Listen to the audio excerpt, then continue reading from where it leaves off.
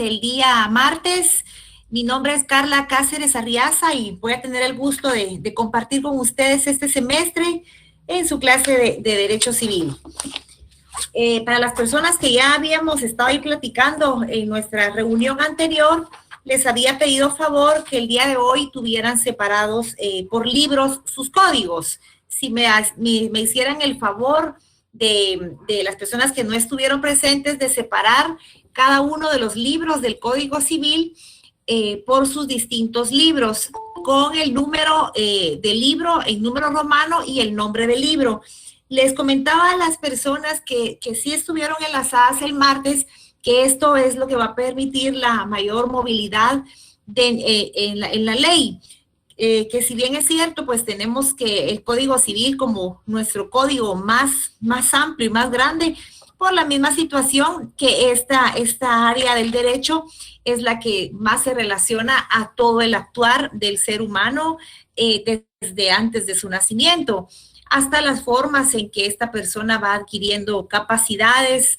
Estas personas, pues, cuando ya llega a la mayoría de edad o antes de la mayoría de edad, pues desea contraer matrimonio. Aquí en el libro primero recordemos que separamos entre las personas y la familia. Las personas, ahí vamos a enfocarnos en las personas tanto individuales como jurídicas, y esas personas qué capacidad van a tener para poder contratar y obligarse, y eso lo vamos a ver reflejado en esta unidad que nos corresponde. Luego, en el artículo 78 del Código Civil, da inicio nuestro título segundo, que se llama la familia. Y ahí es en donde encontramos aquellas distintas formas en que la persona, definitivamente la persona individual, ¿verdad? Porque si bien es cierto, del artículo 1 al 77, tenemos el conocimiento y la denominación y la clasificación de las personas, tanto individuales como jurídicas, pero cuando llegamos al artículo 78, ya nos vamos a encontrar, yo creo que ahí se me está arreglando un poco la cámara, ya nos vamos a encontrar ahí con la situación en que esta persona individual pues desea adquirir nuevas obligaciones y desea esta persona pues hacer una vida en común con otra persona, ya bien sea por el hecho del matrimonio o la unión de hecho. Recordemos, por favor, que cada uno de nosotros tenemos aquel conjunto de bienes que nos permite poder hacer uso de ellos y poder abastecerlos. Este conjunto de bienes que nos pertenecen a nosotros se llama patrimonio. Y ese patrimonio lo vamos a obtener, el patrimonio va a conformarse por esos bienes y esos derechos que vamos a adquirir. Tenemos un patrimonio individual, pero ya más adelante, artículo 78, viene esta persona individual y desea contraer matrimonio o tener una unión de hecho con una persona, y esta persona ya viene y va a unificar su patrimonio con el patrimonio de otra persona individual. Y esto se va a llamar un patrimonio conyugal. Eso ustedes bien lo recuerdan perfectamente. Solo estamos haciendo un pasaje así rápido y un recordatorio de lo que ustedes ya conocieron en sus semestres anteriores. Bueno, pues esta persona ya tiene hijos, posteriormente esta persona desea disolver esa unión que existe, ya sea matrimonio o unión de hecho, y necesitan liquidar ese patrimonio conyugal. Ese patrimonio va a ser ese conjunto de bienes que le va a permitir poder después contratar y obligarse. Pues continúa ese libro primero y luego entramos al libro segundo, que se llama de los bienes de la propiedad y demás derechos reales. Y esos derechos reales de los bienes, pues ya sabemos la clasificación de bienes muebles e inmuebles. Tenemos también de los bienes de la propiedad, pues esa propiedad, ese derecho que una persona tiene sobre estos bienes. ya sea muebles o muebles y también inmuebles. Y posteriormente, cuando hablamos de la propiedad, pues es ese vínculo que existe entre una persona y lo que le pertenece. Y esa persona tiene dentro de los atributos de la propiedad el poder usar, gozar, disfrutar y disponer de esto. Y cuando nos enfocamos en la última parte de la denominación de este libro segundo, vemos que se llama derechos reales. Y los derechos reales es ese poder directo e inmediato. Esos derechos reales es ese vínculo que existe entre una persona y lo que le pertenece. Tomemos por favor en cuenta esta definición de derechos reales, porque esto es muy importante, porque ahorita ya viene a reflejarse qué va a pasar en este libro quinto, regresando al libro segundo del Código Civil. Derechos reales es ese vínculo directo e inmediato que una persona tiene con lo que le pertenece. Esa disposición que esa persona tiene, esa disposición sobre esos bienes y poder disponer de qué forma los va a poder donar, los va a poder ceder, los va a poder vender, enajenar. Recordemos que en esta clasificación de derechos reales, así como está la propiedad, también existen los derechos reales de goce, de mero goce y de garantía. ¿Recuerdan eso ustedes, verdad? Esos derechos reales de goce, de mero goce y de garantía. Ahí van a encontrar ustedes la propiedad, la copropiedad. Esta copropiedad, que es cuando un bien pertenece de una forma proindivisa a dos o más personas. Luego de esto tenemos los derechos ajenos, que también son llamados de esta forma, que tenemos el uso, el usufructo, la habitación y la servidumbre. Ya platicábamos el día martes de estos derechos que son ajenos. ¿Por qué ajenos? Porque el propietario es otro, pero me da la atribución a mí de que yo pueda usar, gozar, disfrutar, más no disponer de los bienes, solamente gozar y usar con las limitantes que este propietario tiene.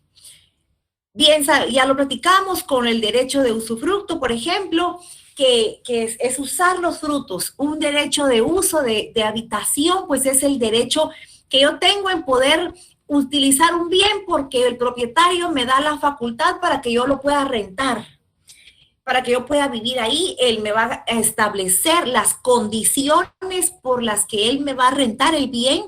Y fíjense que ahorita cuando hablamos de esta parte, nos estamos enfocando ya en que el propietario dispone de qué forma va a poder facultar a otra u otras personas para que usen lo que le corresponde. Les decía, ya sea por un arrendamiento, ya sea por un usufructo, y estos ya son contratos. Esto ya es un negocio jurídico que esa persona propietaria, yo propietario tengo un derecho real, que es ese vínculo directo e inmediato con con un bien o con lo que me pertenece, y que yo puedo usar, gozar, disfrutar y disponer de él. Entonces yo dispongo hoy otorgar el derecho de usufructo sobre ese bien, o bien yo puedo otorgar la facultad de rentarle mi casa a una persona, pero aquí ya necesito yo darle esa respaldo legal a la voluntad que yo tengo. Yo dispongo de mi bien, yo hoy voy a disponer, darlo en arrendamiento, darlo en usufructo. Ahí estamos todavía con los derechos reales. ¿Por qué se relacionan con este libro quinto que nos corresponde conocer? Porque esta persona, primero tiene esta persona que ser, disculpen que tengo problemas con la cámara que se me activa y desactiva. Yo propietaria tengo ese derecho real sobre esta casa y yo quiero venderla. Entonces ya me traslado al libro quinto a realizar un negocio jurídico con otra u otras personas. Yo voy a decidir en cuánto se lo doy, si le doy la opción a que me la pague por abonos, si no se la vendo, solo se la quiero rentar, o va a ser un contrato de arrendamiento con opción a compra. Yo voy a disponer de qué forma yo voy a disponer el uso sobre este bien que tengo. Y por último tenemos los derechos reales de garantía. Siempre estamos hablando, siempre vamos a partir que cuando vamos a llegar ahorita al libro quinto, que ese se llama el derecho de obligaciones y que se divide en dos, que es el derecho de obligaciones. Las obligaciones en general, que empiezan del 1251, obligaciones en general, y después tenemos los contratos en particular. ¿Por qué estamos tanto tocando el tema hoy de los derechos reales, notarios? Porque para que yo pueda tener un negocio jurídico, necesito, previo a esto, tener el derecho real sobre la cosa.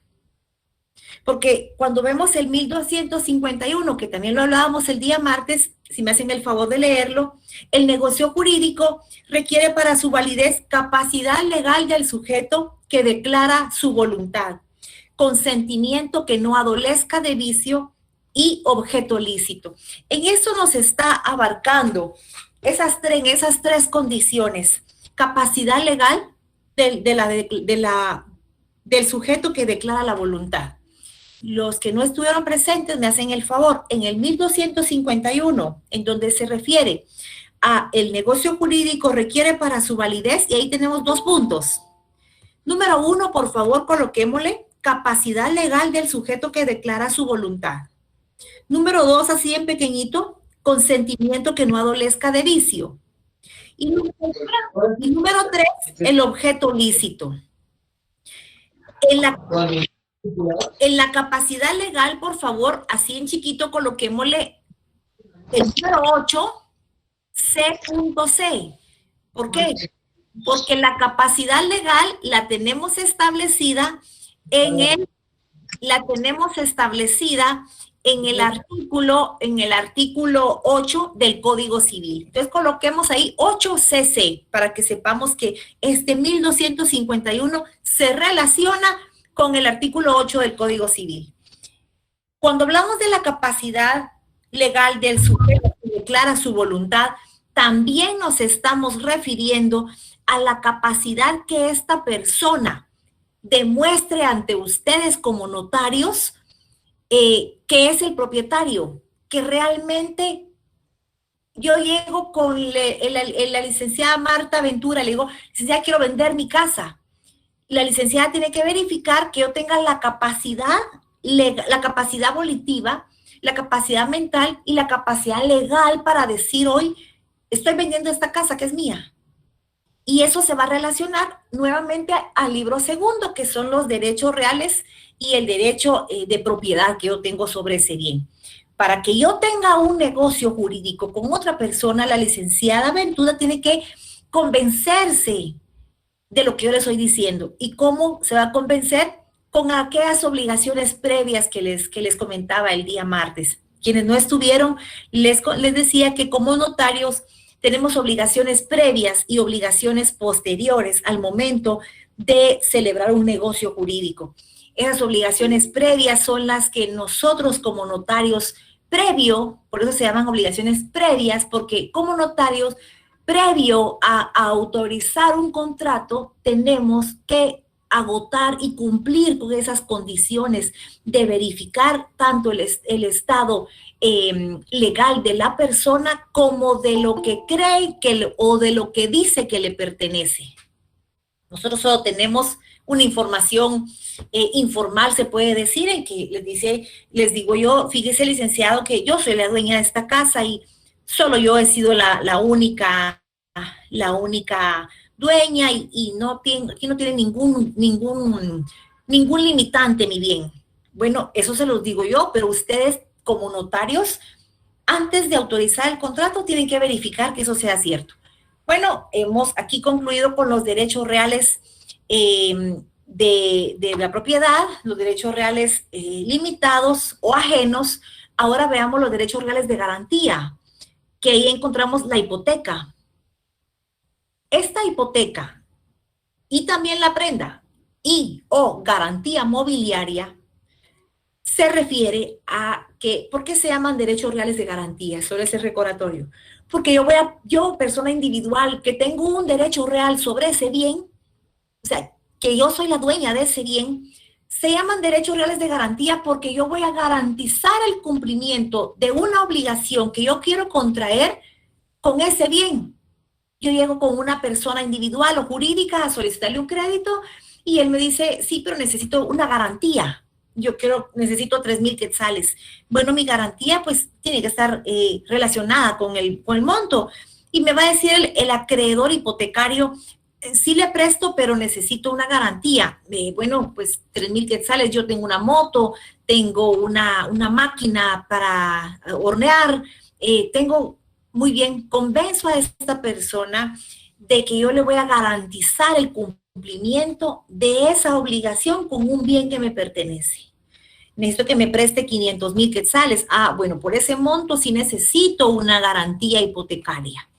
Muy bien, me está hablando de un inmueble que yo pueda decir, si no pago de la forma que me lo están estableciendo, le doy el derecho a usted para que se cobre su derecho y que me cobre la obligación que voy a incumplir con mi casa. Por eso se llaman derechos reales de garantía, porque garantizan el cumplimiento de una obligación que yo estoy adquiriendo el día de hoy. Pero para que yo pueda decir, doy en garantía mi casa, doy en garantía mi moto, es porque tengo el derecho real sobre ese bien. Por eso es la estrecha relación que va a existir entre el libro segundo y el libro quinto. De por sí, con todos, porque para que yo pueda hipotecar la casa, ustedes son el notario, ustedes son el departamento jurídico de un banco. Ustedes tienen que cumplir con las obligaciones previas. Antes de que el banco me preste esos 500,000 quetzales, ustedes tienen que verificar como obligaciones previas que yo sea la dueña. Para que yo pueda garantizar el cumplimiento de esa obligación, necesitan ustedes agotar que yo tenga la capacidad legal sobre ese bien. Y para eso, ¿cómo lo vamos a poder determinar? Bueno, haciendo la consulta respectiva en el registro de la propiedad. En el registro de la propiedad, en caso sea un inmueble, y puede también determinarse cuando yo quiero garantizar el cumplimiento de un bien prendario. Bueno, yo voy a inscribir, así como comentaba Ronnie, yo voy a inscribir ese derecho de garantía según el registro que me corresponde, según la garantía. Si estamos hablando de una máquina para hornear pizzas, por ejemplo, una máquina industrial, por ejemplo, a eso le va a corresponder el registro de garantías mobiliarias. Si va a ser un inmueble, el registro de la propiedad. También existen aquellas casas de préstamo que existen, de Presta Fácil o Credifácil, creo que se llaman, que ahí vemos que tengo necesidades de 200 quetzales y voy a llevar una olla de presión, o hay planchas, o hay secadoras, y ahí se van, porque las garantías ahí son un negocio jurídico inmediato que existe, que ellos ya tienen, ya lo vamos a conocer más adelante, unos contratos de adhesión. ¿Por qué se llaman esos contratos así? Porque esos contratos ya están redactados por esa entidad. Son aquellos contratos que solo vienen para llenar espacios en blanco. Yo de tal edad, de tal estado civil, me reconozco deudor de la entidad Credifácil por el monto de y espacio en blanco, con garantía de y espacio en blanco. Por eso se llaman contratos de adhesión, porque yo, deudora, me voy a adherir a las condiciones que el acreedor hipotecario me está estableciendo. ¿Se dan cuenta cómo hemos venido relacionando todo el código con el tema que estamos viendo? Entonces, les decía a los jóvenes el día martes, que nos vamos a salir muchas veces del tema de los artículos que engloban la primera parte del libro quinto, pero ya se van a ir dando cuenta que va a ser muy ameno por principio y luego que sí guardan una estrecha relación todos los artículos.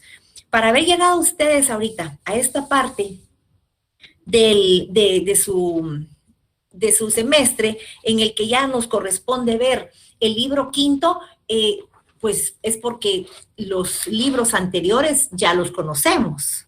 Ya no sabemos, ¿verdad? Ustedes exactamente los 4 libros anteriores. Yo pude ahí estar platicando con varias personas el día martes y de verdad, nuevamente reitero ahí felicitándolos, muy buenas la participación que tienen. Y las personas que no tengan algo claro de estos 4 libros, pues con mucho gusto vamos a ir ahí relacionando y si ustedes tienen duda, por favor van participando para ir aclarando dudas. Ahora bien, cuando hablamos del negocio jurídico, ya platicamos de la relación que existe de esta parte del libro con los libros anteriores. Establece la manifestación de voluntad puede ser expresa o tácita y resultar también de la presunción de la ley en los casos en que ésta lo disponga expresamente. En el 1254, toda persona es legalmente capaz para hacer declaración de voluntad en un negocio jurídico. Pero hay un artículo que les quiero mencionar.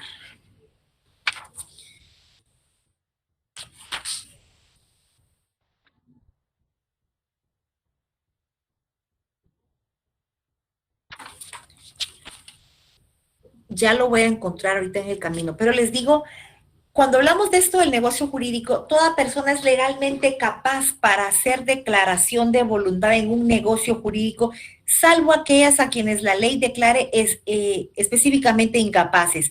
Esa incapacidad también nos regresa al libro primero del Código Civil. Luego nos habla de la incapacidad relativa, de una de las partes no puede ser invocada por la otra en su propio beneficio si oportunamente lo hubiera conocido, pero ahí todavía no vamos a llegar. Vamos a ver ahorita, por favor, entre un hecho y un acto jurídico. Hay hechos. ¿Qué manda? ¿Qué manda? El artículo que dice que todas las personas son capaces, ¿cuál dijo que era? Y el artículo que habla de la excepción, ¿cuál era? 1254. Ahorita son los... 1205. Sí, 1254. Miren pues, para que exista este tipo de negocios jurídicos, vamos primero a conocer, ustedes me van a hacer el favor de anotar ahí en su cuaderno y de buscar unas definiciones, por favor. No tomen como base o como única la que yo les proporcione, porque, como les decía anteriormente, en esta parte del derecho civil no se aprende por cuestionarios, porque no nos llega un cliente a preguntarnos qué es negocio jurídico, qué es acto jurídico, sino que nos plantean un caso, ¿verdad? Entonces, vamos a conocer, por favor, primero diferencias entre hechos naturales y actos jurídicos. Fíjense que un hecho natural es cualquier acontecimiento de la naturaleza que puede producir efectos jurídicos que están directamente relacionados con el hombre. Un hecho natural, por favor anotemos ahí, hecho natural para que ustedes posteriormente lo investiguen en 2 o 3 líneas, solo es para reforzar lo que yo les estoy comentando. Es un acontecimiento de la naturaleza que puede producir efectos jurídicos y que están directamente relacionados con el hombre. Un hecho natural es la muerte, el nacimiento. Este hecho natural, por decirles la muerte, es algo pues natural que nos tiene que suceder. Pero dice, es un acontecimiento de la naturaleza que puede producir efectos jurídicos y que está directamente relacionado con el hombre. ¿Por qué va a ser un hecho que va a producir efectos jurídicos? ¿Por qué creen ustedes, si estamos diciendo que la muerte es un hecho natural y esto es un acontecimiento que puede producir efectos jurídicos? ¿Por qué creen ustedes que la muerte como hecho natural va a tener consecuencias jurídicas? Por ejemplo, en la herencia, ¿verdad? Muy bien, O en los muy bien. legados, a la hora de un testamento, es Perfecto, más efectivo al momento de la muerte del... perfecto, perfecto. Perfecto, por eso es específicamente que se refiere. Iba a hablar Marta, perdone. Eh, también cuando los hijos, ¿verdad?, quedan en la orfandad, también la muerte de los padres cambia la condición de los hijos, ¿verdad? Entonces crea efectos jurídicos en ellos, ¿verdad? Muy bien, gracias. Sí, es específicamente por eso. ¿Por qué va a tener la muerte como hecho natural efectos jurídicos? Perfecta tu intervención. Porque para que exista, para que nazca aquello que ya ustedes también conocen, para que nazca el libro tercero, que es la sucesión hereditaria, se necesita como base para esto, se necesita el fallecimiento de una persona. Por eso es que el hecho natural, la muerte como hecho natural va a tener un efecto jurídico. Ahora vamos a ver un hecho jurídico.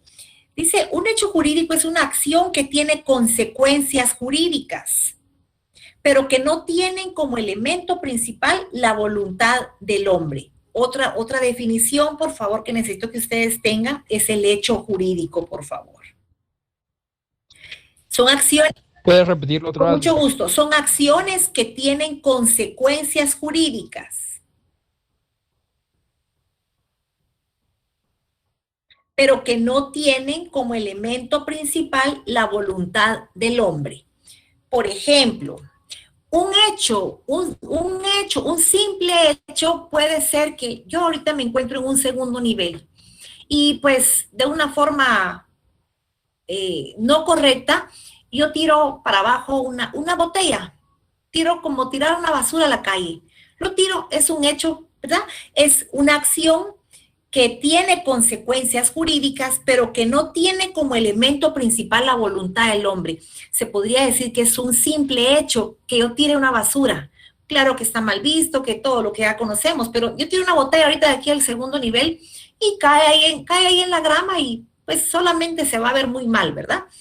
Pero si yo tiro esa botella y casualmente va pasando una señora y le cae encima y le produce un daño, entonces ahí estamos viendo que ella va a convertirse en un hecho jurídico, porque es una acción humana, por supuesto, que tiene consecuencias jurídicas, pero que no lleva la voluntad de ocasionar un daño, ¿verdad? Yo de aquí vengo y le tiro algo a mi hija para que ella lo alcance, pero mi hija no lo alcanza, entonces eso viene y le cae a otra persona y lo lastima. Yo no tenía la voluntad de causar ese daño. Ese es un hecho, un simple hecho, yo tiro algo, pero ya cuando yo ocasiono, yo hago que ese hecho entre en el mundo del derecho y que tenga consecuencias jurídicas que yo tengo que resarcir.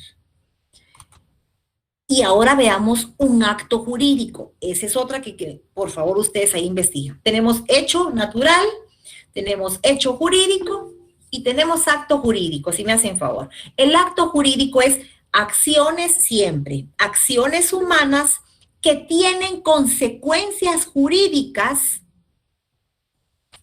pero el elemento principal va a ser que en esta existe voluntad.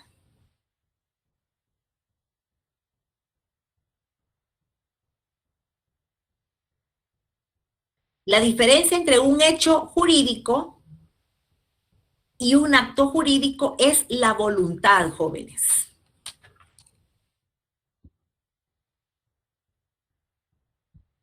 Por ejemplo, cuando hablamos del testamento, cuando yo voy a otorgar un testamento, si nos damos cuenta, yo aquí ya estoy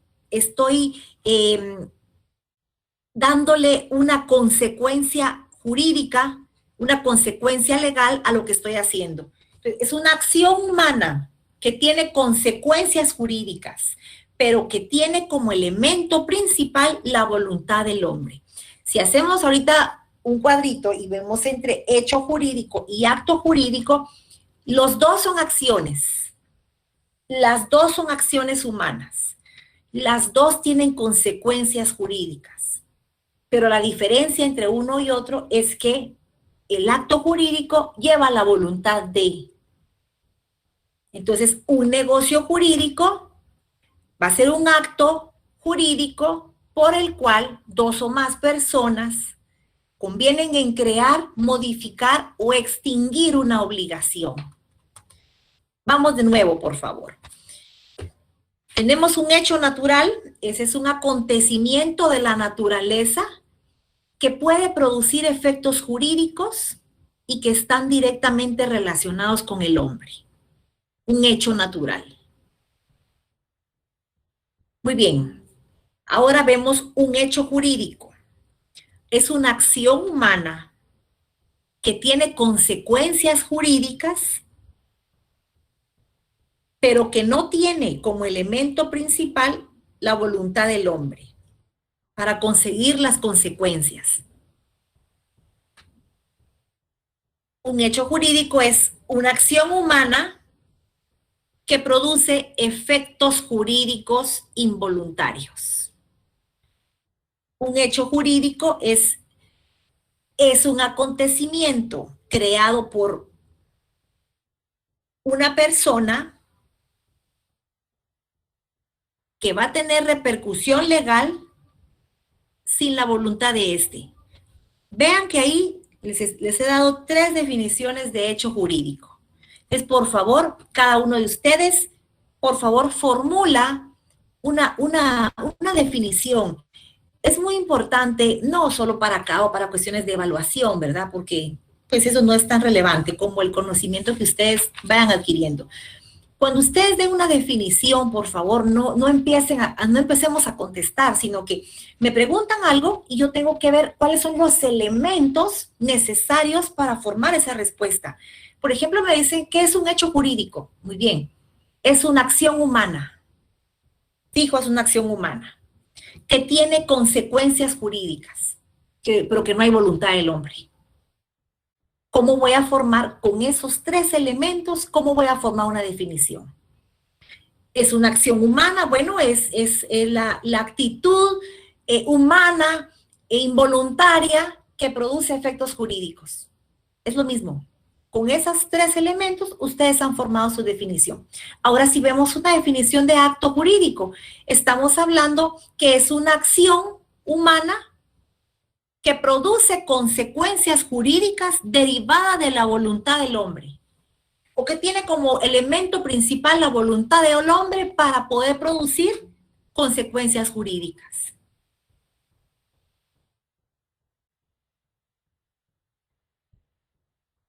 Conociendo esto, ahora vamos a ver qué es un negocio jurídico, por favor.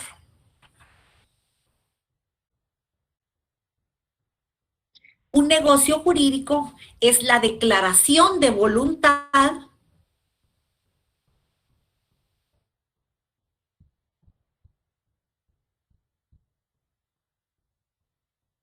en el orden privado reconocido por el derecho para producir efectos legales.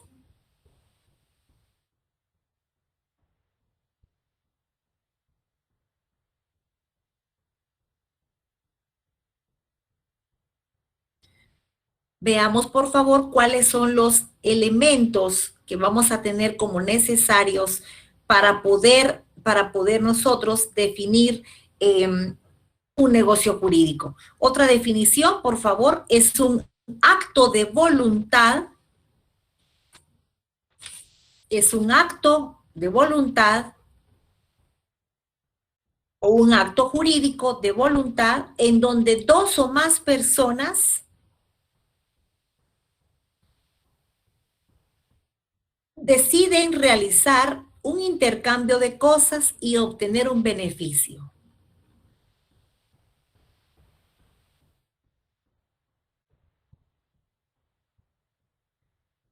Veamos los elementos, por favor, para poder definir un negocio jurídico. Licenciada, ¿podría repetirlo, por favor? Con mucho gusto. Vamos ahorita, por favor, a ver los elementos del negocio jurídico, por favor. Estamos hablando de una manifestación de voluntad que tiende a producir efectos jurídicos.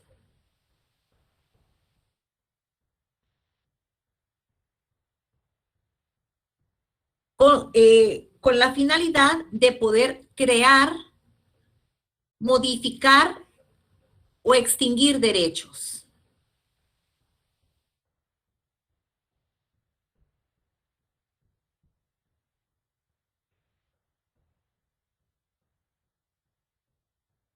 Vamos a ver entonces nuevamente si lo que les estoy comentando con el artículo 1251.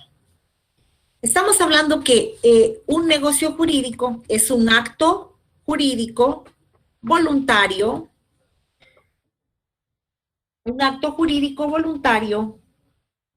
en el que dos o más personas convienen en crear, modificar o extinguir una obligación.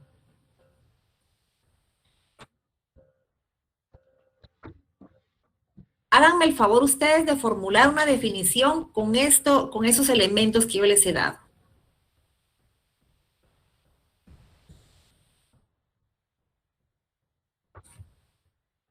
Ligda, entonces los elementos son la modificación, la creación o la extinción de la obligación.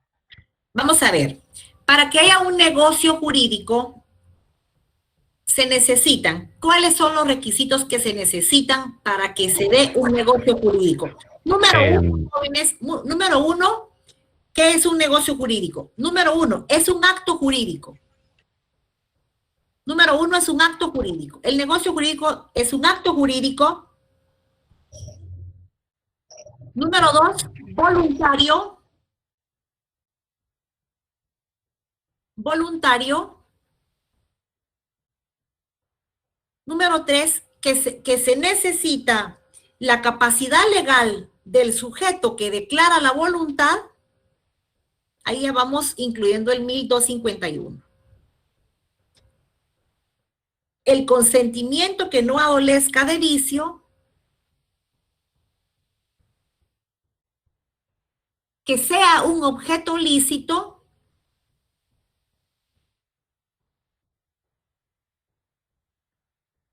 para poder crear, modificar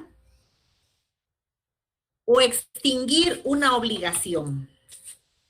Necesito que si alguien tiene duda, por favor, me lo haga saber en este momento para que vamos juntos todos, por favor, si se quedó algún elemento pendiente de que ustedes tomen nota de esto. Sí, Lida, buenas noches. Buenas noches. Mucho gusto. En total son 4 elementos. Fíjense que veamos, ¿Podemos por favor, vamos a ir viendo, vamos a ir relacionando el 1251 con esta definición de la doctrina que les di. Un negocio jurídico es un acto jurídico. Por principio es un acto jurídico. Si gustan, incluyámosle voluntario. Buenas noches, licenciada. Aunque cuando vamos a ver qué es un acto jurídico es la manifestación de voluntad, ¿verdad? ¿Qué más, Gilmer? Bueno, según entiendo, para los requisitos esenciales para la existencia de un acto jurídico, primero que comprendo es el consentimiento.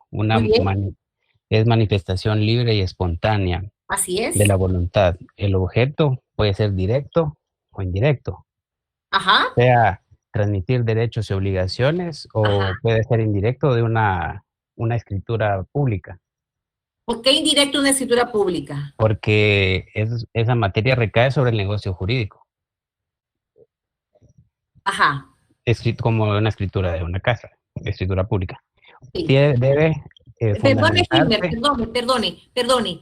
Me dice una escritura pública de una casa, pero una escritura pública de una casa podría ser desde un arrendamiento, compraventa, usufructo, hipoteca, o una escritura pública de compraventa. ¿Cómo sería su ejemplo? Porque miren, perdonen, escrituras públicas son todas. Sí. A ver, pues. Sería una compraventa. Por ejemplo, ajá. Ajá. Lo otro sería que tiene que fundamentarse en una norma. Lo otro sería que tiene que haber una solemnidad, que tiene que haber hacerse en escritura pública, es solemne y tiene que haber un poder de determinación como en el 1794 determina que no puede, ninguno puede vender sino lo que es de su propiedad. Ajá. Esos serían los... Pero fíjense, jóvenes, gracias. Fíjense, jóvenes, que lo que dice aquí el joven es muy cierto, pero 1794 nadie puede vender sino lo que le pertenece. Pero no necesariamente un negocio jurídico va a ser una venta, ¿verdad? Gracias, joven. Es muy buena su aportación también, pero ¿quién más nos puede dar otra definición? Miren, pues, lo que está aquí bien básico es que para definir un negocio jurídico, primero es un acto voluntario. Es un acto voluntario, definitivamente, que requiere, ahí vamos citando los 3 numerales del 1251, la capacidad legal, el consentimiento y el objeto lícito, con el fin de crear, modificar o extinguir una obligación. ¿Verdad? Otra definición, el negocio jurídico es la declaración voluntaria de 2 o más personas para crear, modificar o extinguir una obligación, cumpliendo con las condiciones de capacidad legal, consentimiento y objeto lícito. Lo que necesito es que ustedes conozcan los elementos y la verdad es que me los digan en el orden que gusten, ustedes forman su definición, para que no nos aprendamos así de memoria todo. Con que conozcamos que negocio jurídico es la declaración de voluntad, es un acto jurídico voluntario de 2 o más personas. Aunque realmente si decimos es una manifestación de voluntad, automáticamente sabemos que son de personas, ¿verdad? Pero si lo queremos agregar y aclarar más, es una declaración de voluntad por medio de un acto jurídico en el que 2 o más personas convienen en crear, modificar o extinguir una obligación, toda vez se cumpla con los requisitos y numeramos los 3 del 1251. Licenciada, buenas noches. ¿Cómo andan? Buenas noches, licenciada, compañera, buenas noches. Buenas noches. Con la explicación que nos está dando muy gentilmente, licenciada, comprendo que todo acto jurídico no es solamente una compraventa o un arrendamiento, sino que también puede ser, por ejemplo, la contratación de servicios de un profesional a través de una empresa. ¿Sí? También puede ser la relación laboral entre el patrono y el empleado, porque hay una expresión de voluntad de trabajar para un empleador, el otro para contratar a la persona, y un intercambio de fuerza de trabajo, y por el cambio el otro un intercambio de dinero o especie conforme hayan pactado. También la relación que se puede dar con un banco o una institución financiera, donde pactamos la relación de que me da un dinero a cambio de mi voluntad de pagarlo en las cuotas y el pago de interés que se pacte, o la garantía que también se comprometa. También entendería como un contrato, o mejor dicho, una relación jurídica, no sé, inclusive... podría ser los servicios profesionales de un abogado cuando necesitamos escriturizar una empresa, o incluso los socios de una empresa que quieran fundar, dependiendo de la sociedad que quieran formular. No sé si va acorde mi comentario, licenciado, o el aporte. Muchas gracias. Gracias por participar, Ronnie. Claro que sí. Fíjense que todo lo que acaba de decir aquí el joven, él me decía que puede ser en que hay una sociedad, en que haya un patrono con un trabajador, un profesional con una empresa, una compraventa. ¿Se dan cuenta? En cualquier ámbito del derecho vamos a tener un contrato que va a ser ese acto jurídico con consecuencias jurídicas. Yo voy a ir a trabajar a un lugar, a una municipalidad, o a cualquier lugar, yo voy a tener un vínculo, un acto jurídico que vamos a celebrar entre la institución y mi persona, con las condiciones, como bien decía Ronnie, pactadas por el empleador y aceptadas por mi persona. Pero dice en aquella definición que vimos, porque convienen en crear, modificar o extinguir una obligación. ¿Cómo va a ser en crear? Muy bien, lo que decían, la relación laboral entre patrón y trabajador. Vamos a crear, vamos a darle nacimiento a un acto jurídico con consecuencias jurídicas. Yo le doy mi trabajo y él me va a pagar. Muy bien. Eso es en crear. En modificar una obligación. ¿Cómo va a ser modificar? Por ejemplo, yo fui al banco a hacer aquel préstamo y me prestaron con una garantía hipotecaria. Ahí creamos una obligación. Pero hoy yo voy a ampliar mi crédito. Muy bien, vamos a modificar ese negocio que ya está creado. ¿Sí? Ahí es una modificar. ¿Qué es esto? Es un acto jurídico en el que vamos a modificar una obligación ya existente. Ahora veamos cómo va a ser modificar o extinguir una obligación. Muy bien, yo ya le terminé de pagar al banco, pero necesito cancelar ese gravamen que existe en el registro. Muy bien, vamos a extinguir entonces esa obligación por medio de una carta total de pago. Y esa también es un contrato, pues, de escritura pública, que va a ser una escritura en la que va a comparecer el banco y mi persona diciendo que yo ya no les debo y que lo que estamos haciendo es extinguiendo una obligación. Pero para que se extinga esa obligación es porque hay una voluntad de las partes. Para que se modifique la obligación, porque hay voluntad de las partes en que él me va a prestar más dinero porque yo he estado cumpliendo y me comprometo en seguir cumpliendo. Crear una obligación. Para que nazca esa obligación, pues es el acto jurídico, la voluntad entre él y yo, y que los dos sabemos que va a tener consecuencias jurídicas. A eso se refiere en crear, modificar o extinguir una obligación. ¿Qué manda? Licenciada, me surge una pequeña duda.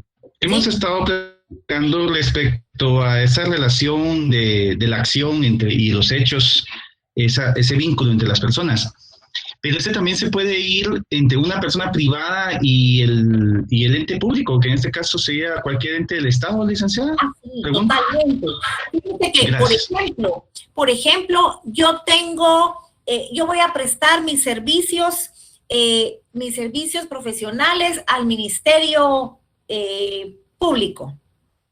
Yo voy a celebrar una relación, es un acto jurídico con consecuencias jurídicas que va a existir entre el Ministerio Público y mi persona. Yo voy a contratar, ¿qué les digo? O voy a crear una sociedad anónima. Muy bien, aquí es un acto jurídico en la que dos o más personas convienen en crear, modificar o extinguir una obligación y que va a tener consecuencias jurídicas, porque si yo les digo a ustedes, miren, aquí ustedes tienen, yo sé hacer cortinas, alguien tiene la tela, alguien tiene una empresa a quien venderle y alguien puede, pues, darnos el dinero. Miren, ¿por qué no hacemos una sociedad? Muy bien, vamos a hacer una declaración de voluntad con consecuencias jurídicas, solo que aquí estamos hablando de un contrato mercantil. Aquí en el Código Civil vamos a encontrar contratos civiles, allá contratos mercantiles, pero es para que veamos la relación que existe. Sí puede existir, por eso es que dice, es la declaración de voluntad de dos o más personas. La ley es tan amplia que nos dice dos o más personas, no nos dice dos o más personas individuales o jurídicas, lo deja abierto. Porque bien puede ser que yo llego con Martita y le digo, mira Martita, hagamos un préstamo, prestemos dinero entre las dos y nosotros dos, personas individuales, nos vamos a hacer cada una persona jurídica a solicitar un préstamo. O compremos una casa, Adriana. Muy bien, Adriana y yo vamos a ser copropietarias de ese bien. Y luego vamos a ir a solicitar un préstamo con Adriana y vamos a garantizar el compromiso con nuestro bien. Vamos a crear una obligación, nosotros dos con Adriana, personas individuales con persona jurídica. Una cooperativa otorga préstamos, pero necesita más capital. Esta cooperativa va a ir a solicitar a un banco un préstamo. Son dos personas jurídicas. No tiene nada que ver con quién sea el vínculo. Toda vez la ley se cumpla con la declaración de voluntad de las partes. La ley permite que ese vínculo sea entre personas, dos individuales, una individual, una jurídica, dos jurídicas, una individual, es indistinto. ¿Alguna otra pregunta que tengan? Sí, Linda, buenas noches. Buenas noches. Yo tengo una duda. Entiendo que entre la capacidad legal, entre los requisitos o elementos para poder realizar un negocio jurídico, puede realizarse lo que es una persona que tenga la capacidad de mero goce, ¿verdad? Sí, Siempre y cuando a través de un representante legal. sí. Por ejemplo, si las dos personas que van a hacer el negocio jurídico o a realizar el negocio jurídico sería porque un papá con una hija la dejó como beneficiaria o usufructuaria, este padre podría realizar un negocio jurídico. Se entiende que si en el contrato del mismo no colocan un tiempo, por ejemplo, del beneficio, máximo 30 años, pero si se coloca el tiempo definido, por ejemplo, de 1 año, y este papá quisiera vender, por ejemplo, podría hacerlo con consentimiento o sin de ese usufructuario, o tendría que hacer el negocio jurídico a través, esta menor de edad, a través de una representación legal, o no se No, puede. perdona, Melissa, entiendo que el propietario es el padre y la usufructuaria es la menor. La menor de edad. Ah, va. Ajá. Bien. Recordemos que el propietario es el señor y por el hecho de ser propietario tiene el derecho de usar, gozar, disfrutar y disponer. Él dispone libremente hoy venderlo, pero quien lo compre tiene que saber que lleva un derecho inmerso que es el usufructo. Por ejemplo, que se limita a 1 año, por ejemplo, Ajá. si es que haya sido el caso de una fecha o de un tiempo límite. Un bien usufructuado sí se puede vender, pero realmente difícil. Bueno, en lo personal yo no compraría una casa que tiene un usufructo vitalicio. Ustedes, tengo que esperar hasta que este plazo, hasta que esta persona pues fallezca para que yo pueda adquirir y habitar la casa y tener que esperar, o sea, comprarle algo a alguien que no puedo habitar y que no conozco. Pero la ley sí lo permite. Eso sería, Melissa. Ahora muy distinto. Recordemos, yo sé que eso ustedes ya lo conocen, si me permiten ahí recordárselos, que muy distinto sería, Melissa, si el bien es de un menor de edad. Los bienes de menores sí se pueden vender, pero todavía exista una autorización judicial. Para que se pueda vender este bien de un menor, el juez tiene que determinar que hay una utilidad y necesidad total del propietario, que es el menor. Que el beneficio, por ejemplo, yo tengo un menor de edad, es mi hijo, y el papá de este niño falleció. Yo no tengo trabajo, yo estoy muy mal económicamente, y el menor necesita ser operado, determinante esa operación. Entonces yo tengo que solicitarle al juez la autorización para que él me permita vender, porque la necesidad existe y es únicamente para el mismo propietario del beneficio, que es el menor. No puedo decir yo voy a vender la casa del nene porque ya no aguanto la deuda de la tarjeta. Tengo que tener la autorización y ese es un trámite judicial.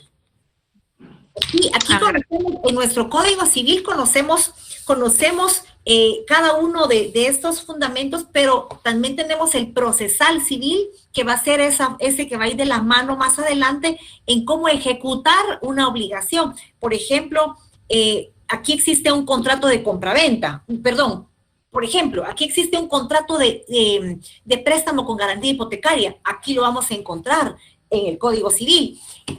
Pero el incumplimiento de esta obligación va a ser una ejecución. Nos vamos al Código Procesal Civil y Mercantil a ver cuál va a ser los pasos a seguir para poder ejecutar el derecho, ¿verdad? Entonces, en el Código Procesal Civil y Mercantil existe ese proceso judicial donde se le solicita por medio de nosotros la autorización al juez para poder vender o para poder gravar el bien de este inmueble, de este menor. Jóvenes, disculpen, fíjense que ya son las 7. No sé si hay alguna duda, con mucho gusto me la exponen o nos vemos el día martes. Licenciada, perdone, buenas. ¿Qué manda? Entonces, una definición podría ser la manifestación de voluntad humana con el fin práctico legal para crear una obligación lícita. Claro. Sí, lo puedes extender un poquito. Yo te aconsejo que le incluyas ahí el 1251 también, ¿verdad? Para que lo vayamos practicando. Y fíjense, cuando decimos una voluntad, es la declaración de una voluntad humana. Pues lo podemos decir, pero si no lo decimos, también sabemos que la declaración de voluntad es de personas, ¿verdad ustedes? Pero si lo queremos hacer más completo, declaración de voluntad humana o declaración de voluntad de dos o más personas que convienen en extinguir.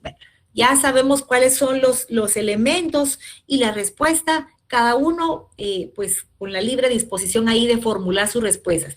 Por favor, me hacen el favor ahí de alimentar un poquito una investigación que ustedes realicen ahí de 2 líneas, de hecho natural, hecho jurídico, acto jurídico y negocio jurídico, por favor. Licenciada, disculpe, una pregunta. ¿Qué manda? ¿Podríamos entonces decir que la declaración de voluntad en un documento se va a ver reflejada en la parte donde se hace la identificación de las personas? Por ejemplo, yo, David Estuardo Lipinto, de 41 años de edad, soltero, me encuentro en el libre gozo de derechos y obligaciones civiles. ¿Eso se puede interpretar como esa declaración de voluntad o hay algo más? Fíjate, David, que como nosotros como notarios, ustedes y yo como notarios, desde el momento en que somos requeridos, ahí estamos recibiendo una declaración de voluntad, ¿verdad? Ustedes, desde que yo digo quiero vender y él va a comprarla, cuando llegan con nosotros, comprador y vendedor, ellos ya se conocen ustedes, ellos ya fueron a ver el bien, ya negociaron, ya todo, ellos ya solo llegan ¿a qué? A declarar su voluntad para que esa voluntad tenga efectos jurídicos.